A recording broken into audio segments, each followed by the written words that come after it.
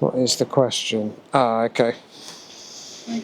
How do you manage to keep such a positive mindset during?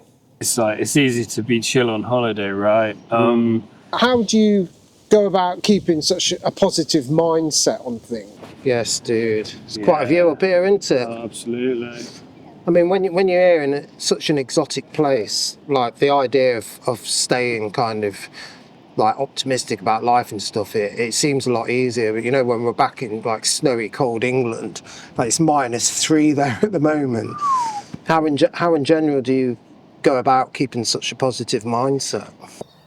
An almost constant sense and feeling of awe in the world, and usually that comes through nature for me.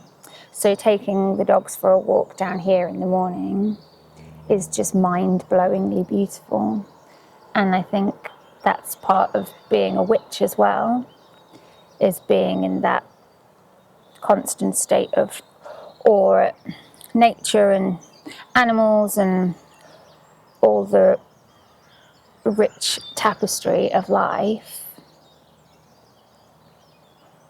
I think if you open yourself up to that experience, then it makes you feel positive most of the time. Of course, then you have the flip of the coin, which is humans and admin and all of that stuff that tries to ebb away at the positivity. The big E for me is like I have a gratitude list where it sounds super smug, but you know, if it works, like fuck it, it's cool.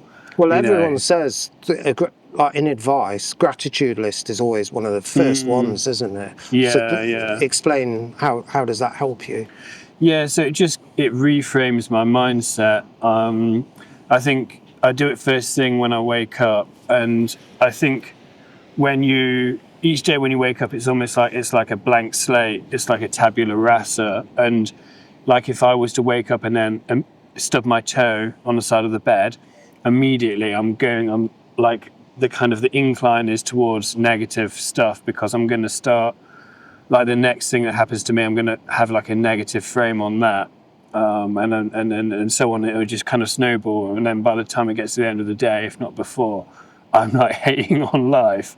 So doing a gratitude list first thing, it just helps to nudge me in a more positive direction. I suppose the question you're asking then is that how do I decompress from the struggles of the world? An easy answer to that, and it is my go-to, is music. As you well know, I'm an avid vinyl collector, and I'm very much into all sorts of genres of music. But it has always been my baseline for a reset. So going and sitting and listening to a new album or revisiting an old album that's what helps me get through. In a line of work that I do as well, I can have very, very stressful days, which can have certain elements of trauma in it. And for me, to have that baseline of going and being able to sit down and just decompress and listen to music is where I go to keep myself focused and happy, and it lets me decompartmentalise my thoughts in such a fashion where I can start to deal with certain parts of, say, the day, or things that have been more, I don't know, like I've touched upon in other questions, you know, the passing of a friend or a family member. I always go back to that baseline. Cautiously optimistic or healthily pessimistic. I just generally assume that maybe bad things will happen, and then anything else is a bit of a bonus, like that kind of thing. Because you're one of the only people in my friend group that has looked into different types of meditation and various ways of keeping positive mindsets, right? Like that kind of mindfulness thing, like just paying attention to how you're feeling in the moment and what's going on around you. I think that's been something that's really shifted my brain in the last few years, just noticing yourself in the moment, or noticing. It's very easy in this world that we've created to just get absorbed in work, in your phone, in all the things that are in front of you. You're always looking down. And I think just taking a moment to appreciate the flavour of the food that you're eating, or the feeling of soap on your skin in the morning shower, all those little things that kind of ground you into the world that you're in the moment. Yeah. Otherwise you end up just kind of running on autopilot and running in this kind of mind memory, this internal cinema that's just feeding you what happens in the past or what's going to happen in the future, as opposed to thinking about the present. One of the things two of the things that I'm blessed with the parents that I have. And while I'm not religious myself, my parents are religious. They go to church every Saturday. And where I'm going with this is they've kind of taught me through their own actions to be thankful for everything. I think sometimes you can take certain things for granted, but like I can take my parents on like a long drive, say take them to an airport or whatever, or pick them up from the airport, and we'll get back onto the drive. Before we get out the car to get inside, and most people just want to get out and have a hot drink, use the toilet or whatever, my parents will stop and they'll just say a little prayer of thanks, just to say thank you for thanks for bringing us back safely, healthily. Really? And it's every Sunday. I'll go to my parents and we'll have dinner together. We say grace every Sunday. Thanking God for the hands that prepared the meal we're about to eat, and just being thankful for everything. And I think that has led me to be, as I say, to not take things for granted, to recognise the good things that are there right in front of me. And not everything is always all bad, and certainly not everything is always all good either. But yeah, I've got a lot of respect for my mum and dad, and they've taught me an awful lot, and just that being thankful for things helps me to retain that sense of optimism. I'm quite into prayer as well, so it just kind of connects me with my idea of like a kind of higher consciousness and such. So it's just, I don't even know who I'm praying to most of the time. It certainly is not the God of the Bible or any of the kind of named gods of any kind of religions, but I just kind of, it's like a time to like connect with myself, connect with the world around me, and just set an intention to not be a dickhead, which doesn't always come true.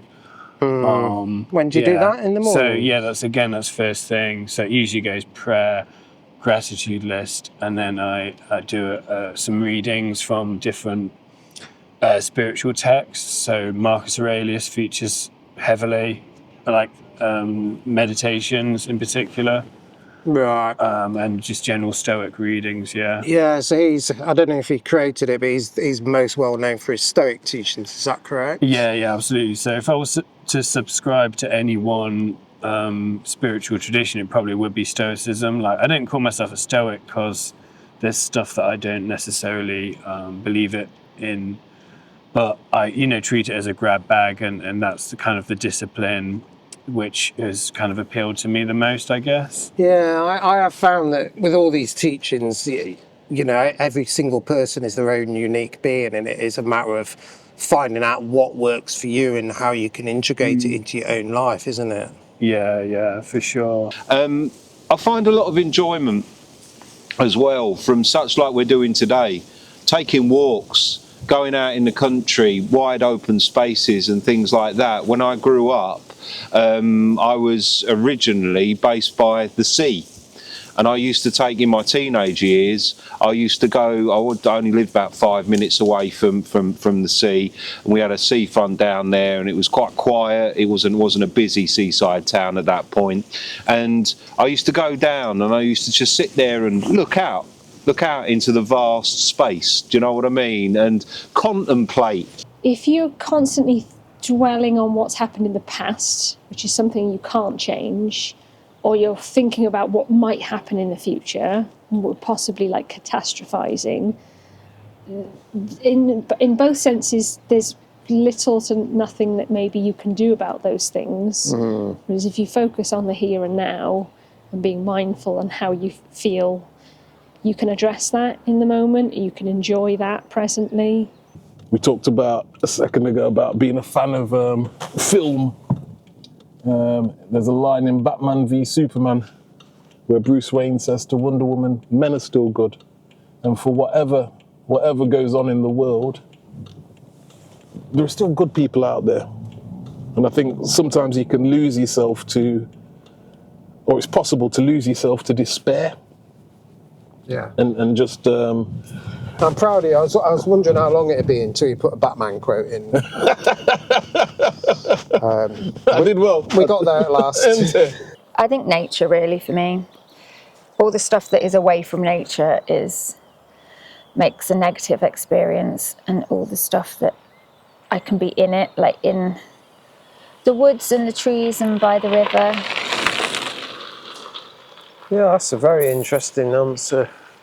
Yeah. That reminds me, I need to get out on my bike now the weather's turned a bit. Yeah. Yeah, it's true, you know, being holed up inside, that's a very small picture and it's not inspiring, is it? But when you get out, it's funny, like, because of my age, all my friends and stuff that I'm talking to, they're kind of like, you know, they're not kids anyway. And the answer to stuff about how do you feel, how do you get inspired, you know, how do you stay positive and things like that, it's almost all of them have said, you know, just being with friends and family and being outside and things. And that is the true, when you're younger, you think there's things that really inspire you that are going to be with you forever. But as you get older, you realise that they're not, you know, they don't really mean that much in the bigger picture. I think when you're a kid, the world is so vast and expansive, and you want to see as much as you can see, and there's so much outside of yourself that you want to see and explore, and all of that is inspiring. And when you've seen a lot of it and experienced a lot of it, you kind of take it all in. And so as you get older, you find all the inspiration is within there, because like when you're young, you're an empty vessel, and as you start to fill up when you get older, you find more stuff in yourself. But I think if you don't have that experience when you're young, you would probably still feel a bit like an empty vessel.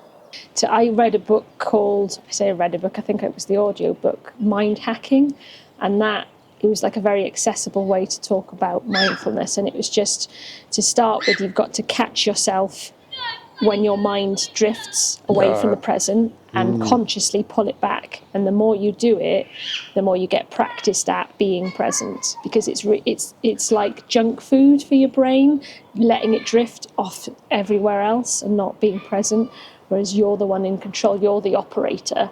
And your mind is like the elephant or the monkey. The different books have different ways of putting it, where they're running free and you're there to take control and say, no, come on, pull back, be present now, enjoy what's going on around you, because you're missing out on all that stuff. Like, we could go on a walk today. Sometimes people might get so into taking their dog for a walk that when they do it, they just go into autopilot and they don't remember a single thing about the walk.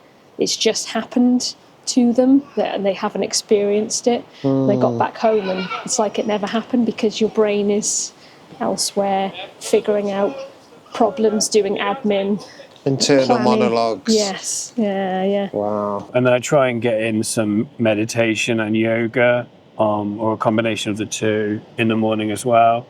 And that sets me up for the day in a nice way. Yeah, do you feel we definitely, like, you know, we need it, don't we, in this Look at that, lovely. Lovely little sunset for us to talk over. Ooh, yeah, look at that. In this kind of environment we live in, because we live in, you know, a capitalist country, you know, in the West, do you feel in general we need to do meditation and yoga, things like that to help, or is it just... I don't think it needs to be those things specifically. It just needs to be, yeah, I mean, you know, late stage capitalism brings its own pressures, but yeah, and you know, obviously humans have been plagued by problems of one ilk or another for the, you know, history of civilization and probably beyond. So, you know, I think anything which gets you through the day, doesn't hurt others, you know, and makes you feel a bit better about yourself, and yeah, probably not hurt yourself in the process as well. Yeah, then yeah, you know, I'm all for it basically. Yeah. I think it depends on whatever triggers the particular chemistry in your mind. Like for me, it's trees. But for some people, their chemistry might be different and they might need something else, like, yeah, friends or music or... Well, I'm going to be mindful of the fact that my back's hurting, leaning up against this. So. We'll find somewhere more comfortable. Yeah, let's go. So, Leth, I heard you like trees. Respect. All right, mate. I mean, that's some pretty uncinematic shit there we go. Woo! I feel like a hobbit in here.